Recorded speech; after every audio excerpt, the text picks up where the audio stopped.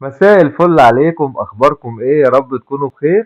اشكال ابواب غرف النوم والحمامات والمطابخ من الحاجات المهمة جدا في ديكور اي شقة. ممكن نكون مكلفين وعاملين ديكورات كتير جدا في الشقة، وفي النهاية نختار اشكال ابواب شكلها وحش او شكلها مش ماشي مع الديكور عندنا، فبنلاقي ان النتيجة في النهاية ان ديكور الشقة بقى وحش. وممكن نكون عاملين ديكورات بسيطة جدا ونختار أشكال أبواب ماشي مع الديكور عندنا، أو أشكال أبواب شكلها جميل، فنلاقي إن في النهاية إن الأبواب ادت لنا ديكور جميل جدا في الشقة.